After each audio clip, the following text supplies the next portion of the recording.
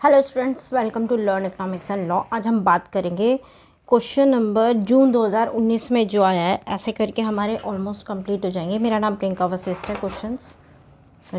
आज थोड़ा सा जल्दी थी, ठीक है। तो इसमें जून 2019 में देखो 5 नंबर का क्वेश्चन आया है। क्या कह रहा है क्वेश्चन आपसे? The NCLT has confirm the reduction of share capital of MGF limited. यानी कि एमजीएफ लिमिटेड कोई कंपनी है जिसका कंफर्म कर रही है, एनसीएलटी के पास एप्लीकेशन आई हुई है रिडक्शन ऑफ शेयर कैपिटल के लिए, और एनसीएलटी कंफर्म कर रही है। और तो उसके बारे में आपको एक्सप्लेन करना है। When the reduction of share capital will take place as per the Companies Act 2013 के अकॉर्डिंग आपको क्या क्या स्टेप उठाने हैं। देखिए पहला आपको सेक्शन याद होना चाहिए। अभी हम 3-4 दिन से यही कर रहे हैं, रिडक्शन ऑफ शेयर कैपिटल। ये सेक्शन है सेक्शन 66। तो क्या लिखा है as per section 66 of the Companies Act 2013, a company can reduction its share capital through the approval of shareholders through special resolution and confirmation of the NCLT। देखो 3 चीज़ें चाहिए। पहला SR पास करना है, दूसरा NCLT से confirmation ले लिया, तीसरा क्या है आपको शेयर होल्डर्स की परमिशन लेनी है, ठीक है। शेयर होल्डर्स का और क्रेडिटर्स का कोई भी इंटरेस्ट जो है वो वायलेट नहीं होना चाहिए, ठीक है। तो ये आप लिख देंगे 3 बातें कि share holders, approval of share holders, approval of NCLT और एसआर पास करना है, ठीक है। 3 पॉइंट में ये कहानी बिल्कुल ख़त्म हो गई। एक आप डाल देंगे सेक्शन 66। क्या इंपॉर्टेंट बात है? सेक्शन 66, ठीक है। और एनसीएलटी से कंफर्मेशन, शेयर होल्डर्स का कंफर्मेशन, और क्या है आपका स्पेशल रेजोल्यूशन पास करना। फिर आप पॉइंट में लिखेंगे company shall apply to the NCLT. यदि एक कंपनी ने एनसीएलटी में अप्लाई किया हुआ है रिडक्शन ऑफ शेयर कैपिटल का, तो फॉर्म कौन सा है? RSC1 फॉर्म है जो आप एनसीएलटी को भरोगे। Where the application shall be supported, और एप्लीकेशन के साथ क्या आएगा? क्रेडिटर्स की लिस्ट जाएगी। जो भी आपकी कंपनी के क्रेडिटर्स है उनकी लिस्ट जाती है उस एप्लीकेशन के साथ, जिसमें आपने रिडक्शन ऑफ शेयर कैपिटल दी है, उसको एनसीएलटी के पास जाएगी ये क्रेडिटर्स की लिस्ट। और जो लिस्ट है वो एक एमडी से कंपनी के और 2 डायरेक्टर से सर्टिफाइड होगी, ठीक है। क्रेडिटर्स की लिस्ट, ठीक है। Declaration stating that the deposit and interest thereon is not arrears. और आप ये बताएंगे उस एप्लीकेशन में कि भैया हमारी कंपनी के ये क्रेडिटर्स से और इनका कोई भी बकाया हमारे ऊपर नहीं है। ये आप लिख के देंगे क्रेडिटर्स की लिस्ट, और उनका ये बताएंगे कि हमारे ऊपर, कंपनी के ऊपर किसी भी तरीके का कोई भी आपका बकाया, कोई भी एरियर नहीं है, ठीक है। ये आप लिख के देंगे, ठीक है। क्रेडिटर्स की लिस्ट इसलिए कि एनसीएलटी यदि कल को चाहे तो वो आपके क्रेडिटर्स से पूछ सकता है कि भैया इस कंपनी का, फला कंपनी का आपके ऊपर कोई ऋण तो नहीं है। मैं बिल्कुल सिंपल लैंग्वेज में आपको समझा रही हूँ, तो आप सिंपल लैंग्वेज में ही समझ लेना, ठीक है। क्योंकि बुक की लैंग्वेज आपको शायद, यदि आप मेरी ये वीडियो देख रहे हैं तो आपको सब समझ में आ जाएगा, ठीक है। फिर आप इसको पढ़ लेंगे तो आपको ओवरऑल पिक्चर बिल्कुल क्लियर हो जाएगी कि क्या हम कह रहे हैं, ठीक है। द ट्रिब्यूनल यहाँ पर एनसीएलटी है। The tribunal shall inform the एरोसी।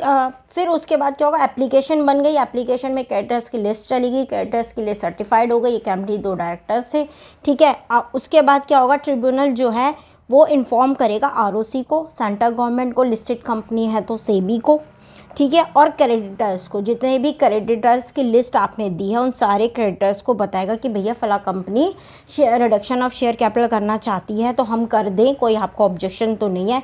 Within 3 months यदि कोई ऑब्जेक्शन रेज नहीं होता है तो एनसीएलटी मान लेगी कि भैया किसी क्रेडिटर्स को, किसी आरओसी को, किसी को भी, सेंट्रल गवर्नमेंट को या क्रेडिटर्स को या किसी को भी कोई प्रॉब्लम नहीं है इससे रिडक्शन ऑफ शेयर कैपिटल से, और वो ये काम कर देगी। The tribunal shall ensure protection of creditors, और इस बात के लिए वो एंश्योर हो जाएगी कि क्रेडिटर्स का, शेयर होल्डर्स का, पब्लिक का, किसी का भी इस रिडक्शन ऑफ शेयर कैपिटल में कोई भी वायलेशन नहीं है। Once tribunal is satisfied about the legal compliance, और सारे लीगल कंप्लाइंस हो चुके हैं अकाउंटिंग ट्रीटमेंट 133 के अकॉर्डिंग, एनसीएलटी भी चेक करती है, अकाउंटिंग ट्रीटमेंट भी देखती है अंडर सेक्शन 133 कि it shall be confirm the scheme, और वो फिर उसके बाद उस चीज़ को कन्फर्म कर देगी, उस स्कीम को, रिडक्शन ऑफ शेयर कैपिटल को, स्कीम को पास कर देगी।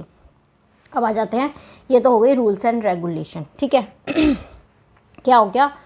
सबसे पहले आप क्या करेंगे? शेयर होल्डर्स की एक बार फिर से रिवाइज कर लेते हैं। शेयर होल्डर्स का और आपकी स्पेशल रेजोल्यूशन पास करोगे और एनसीएलटी का परमिशन लोगे, एनसीएलटी का शेयर होल्डर का परमिशन लोगे और एसआर पास करोगे।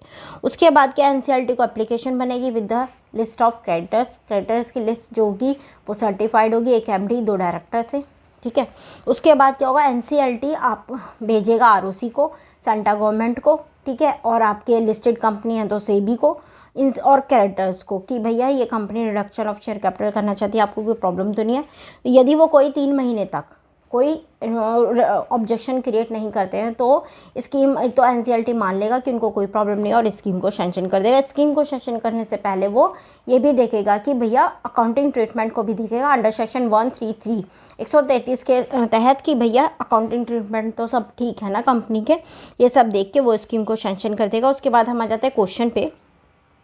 In the given case, MGF Limited shall deliver a certified copy of the tribunal order to the ROC। जब ट्रिब्यूनल एनसीएलटी इसको पास कर देगा तो जो कंपनी है MGF वो क्या करेगी, विद इन 30 डेज अपनी कंपनी के ROC को क्या क्या देगी, amount of share capital, number of share into which is divided, वो शेयर जो डिवाइड होने हैं उनकी लिस्ट देगी, शेयर कैपिटल की लिस्ट देगी, amount of each share capital देगी, amount if any, date of registration deem to be paid up each share. ये सारी इन्फॉर्मेशन कौन देगा, MGF कंपनी अपनी ROC को विद इन 30 डेज देगी।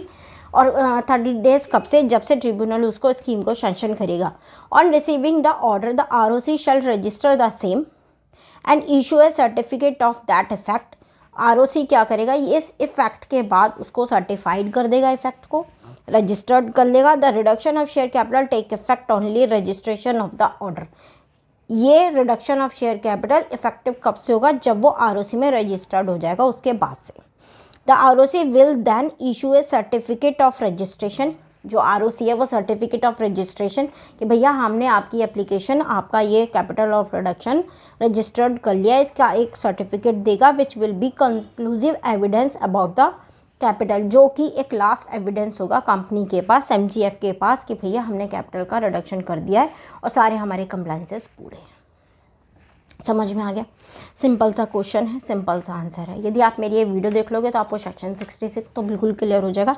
मैंने सारी टर्म एंड कंडीशन बता दिया। अब इन्हीं पॉइंटों को आप बड़ा बड़ा करके किसी किसी पॉइंट में लिख लो, कहीं से भी पढ़ लो, पॉइंट्स यही हैं, ठीक है। तो कैपिटल ऑफ रिडक्शन आपको समझ में आ गया होगा। और कैपिटल ऑफ रिडक्शन में एक केस आप लिख आना जो मैंने पहले भी बताया था क्लास में, British and American trustee corporation versus Cooper. ये आप केस लिखे आना, केस लिखने से आंसर जो और बेहतर हो जाता है, ठीक है ना। तो ये आपका क्वेश्चन है, 5 नंबर का क्वेश्चन, जून 2019 में आया हुआ है, तो आप देख लेना, कोई डाउट हो तो पूछ लेना, ठीक है।